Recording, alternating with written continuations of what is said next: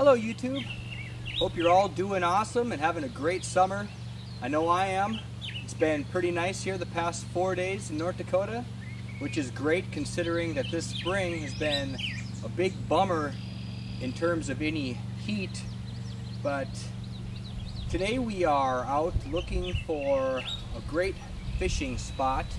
I haven't gone out this spring yet. I know, shame on me, but been busy with the house and trying to get that sold, and I'm going to go into more detail with that in the next couple clips here. But I have the kids this weekend and I'm looking for a great place to go fishing, and I'm sure you guys are going to see some video of that as we go rip some lips, as my dad would say, this weekend. But I'm going to cut here and let this car go by and I'll switch back. Alright, sorry about that. But as I was saying, we're going to go fishing this weekend, but in the next following clips here, I want to kind of go into more in-depth of rubber tramps and how I kind of got to where I am today, at least the past 6 years of my life. And I know I just kind of started putting videos out, and I feel like I haven't been open enough with my viewers to let you guys kind of know why I am selling my house and choosing to live in a van. Another car's coming here, I'll just let it go by.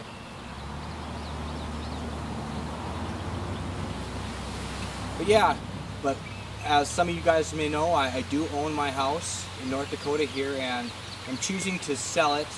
It's just not doing it for me. It's not what I'm supposed to be doing in this life, I feel. But anyways, come with me. I'm going to go on to another location here and try to see if there's any fish jumping in another location, and we're kind of going to go into a little bit more in-depth chat about why we are going in the direction we are going and our future plans here in the next 2 weeks or so, or I'm sorry, 2 months or so. Sorry, the cars in the background is distracting me. But anyways, come on and we'll chat and chat and chat.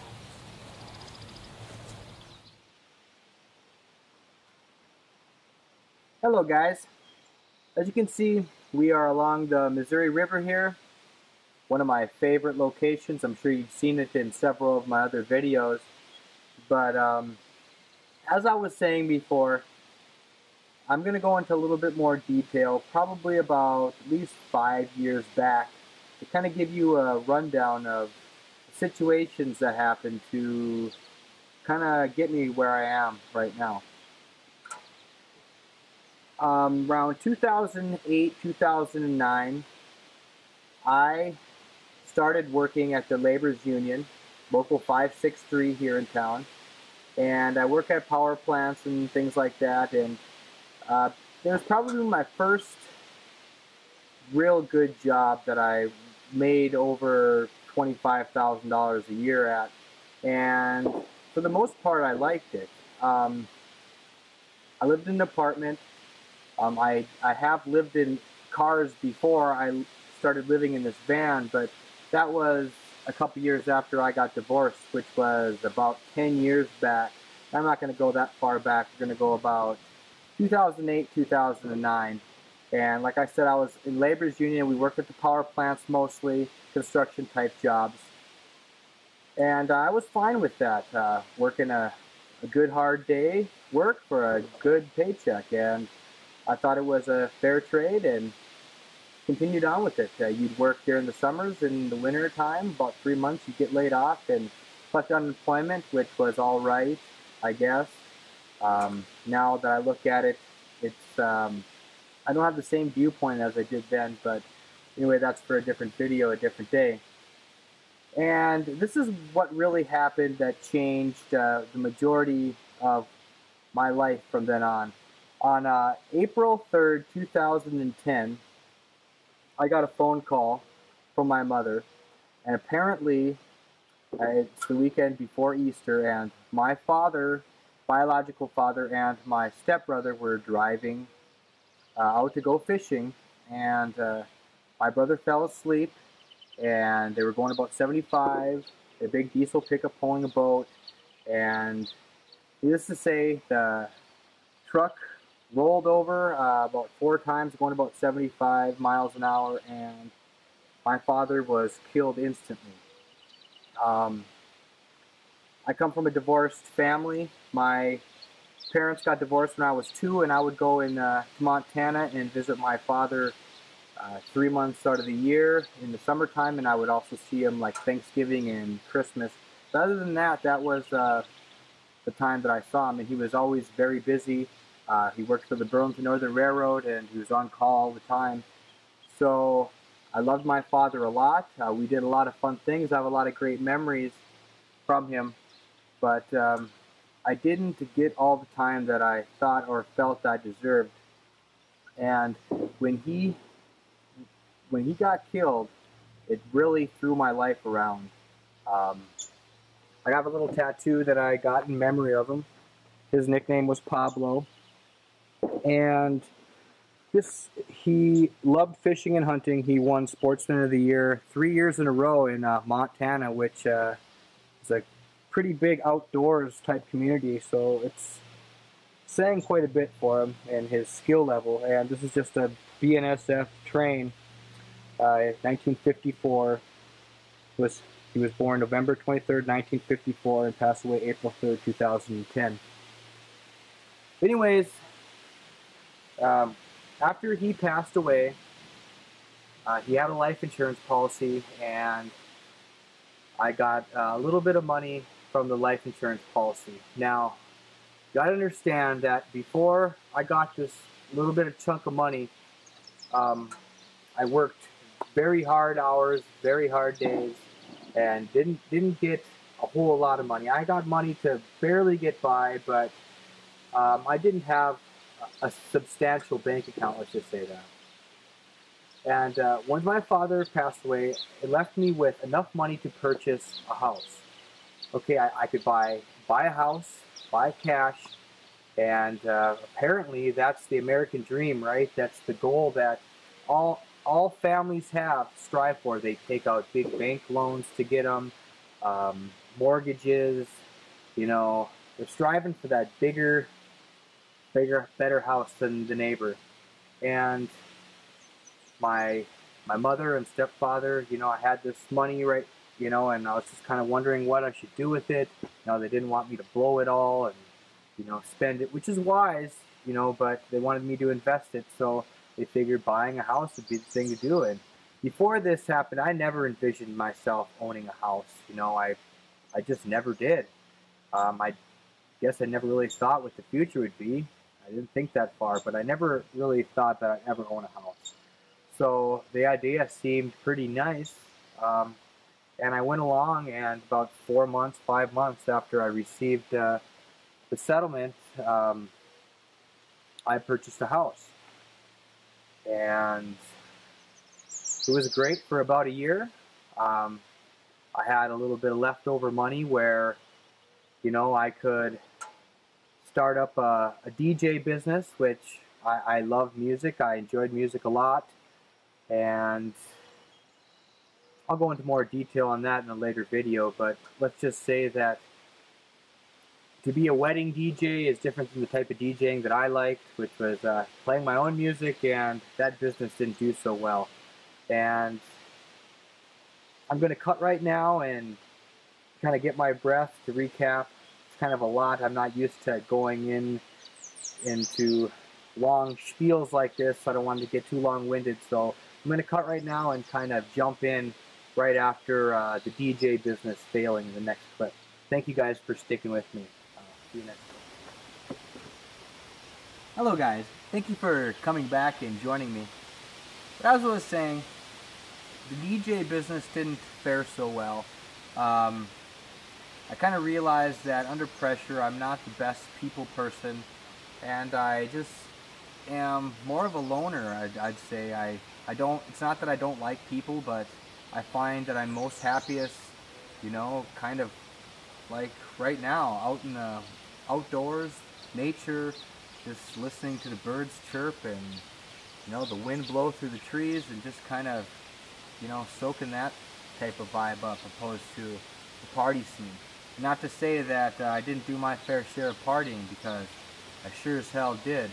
up until about 2 years ago, which I stopped drinking completely and also stopped smoking cigarettes. I'd still smoke these e-cigarettes, which probably are not the best, but I look at it, at least I'm still not ingesting all that harmful smoke intentionally into my lungs.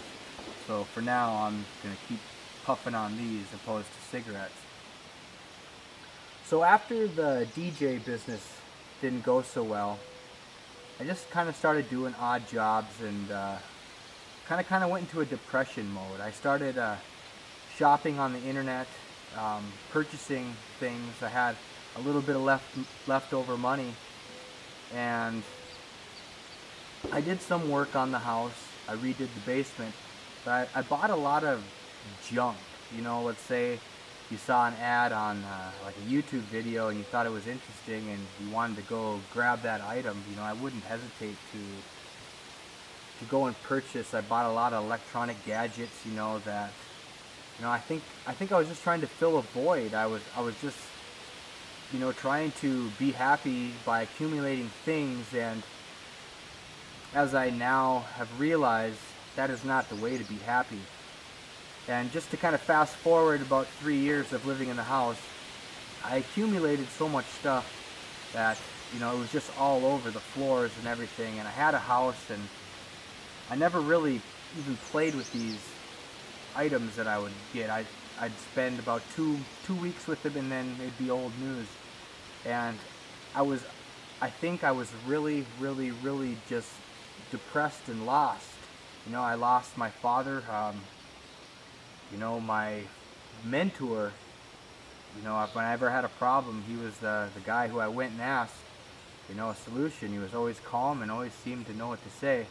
And after he was gone, I just really didn't know what to do. I had a little bit of money, but I didn't know what my future really held for me. So I really started doing some deep thinking, and it just came to me about a year and a half ago, 2 years ago, that all this stuff, I'm going to move closer, there's a boat coming by here. All this stuff that I was accumulating was holding me down. I felt trapped. I felt extremely cramped in this house.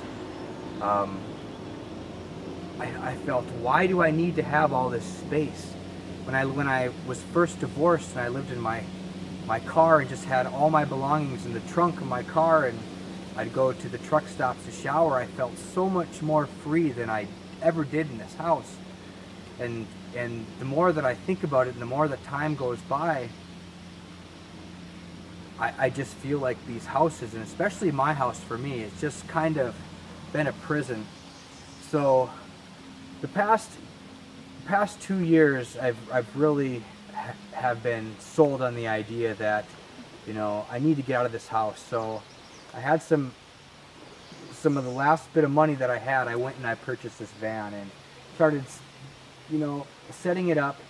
And I still was a little unsure, you know, what the future was going to hold. I still kind of held on to the house idea, but at the same time, I knew that I needed to get out there. I needed to travel. I needed to live life while I was young, and just live from my heart and not always question everything, because that's when you start, you know, not going on your true path.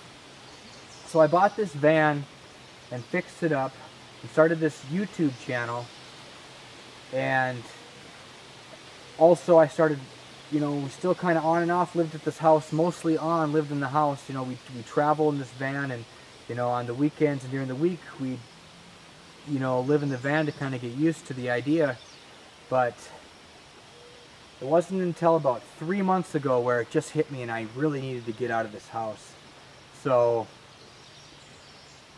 what the past 3 months have been is pretty much me on eBay selling a lot of my stuff that I have acquired, trying to build up a little bit of money, and trying to really think of how we're going to make this work with my kids, and, you know, coming up here to see them, and also with the economy the way it is. I'm just not sure you know, how stable it is, and I'm also, you know, kind of trying to prepare and get ready for that with the bug out lands and stuff that you have seen in some of my videos. But this is going to be all of this episode. I'm going to do a part 2 tomorrow. I'm going to film it today and I'll probably post it up tomorrow. But let's just take a note that we are at, let's say, about 4 months back, and me really selling my stuff on eBay, and then we're going to progress in the next video of our future plans, Kristen and my business, and yeah, what we plan on doing this winter after the snow starts to fall here in North Dakota. So thank you all for watching and bearing with me. I don't mean to be too long-winded. I just thought I have to make a video to kind of get some stuff out in the open here. Please rate and subscribe if you like these van videos, and I really appreciate all the subscribers and everybody watching. Have a great week. Have a great weekend. Stay tuned for this weekend. There's some great fishing videos. I know we're going to rip some lips. We got my father up there watching over our shoulders, and he's the fishing guru, let me tell you what. So, thanks for watching, guys. Talk to you later. Bye.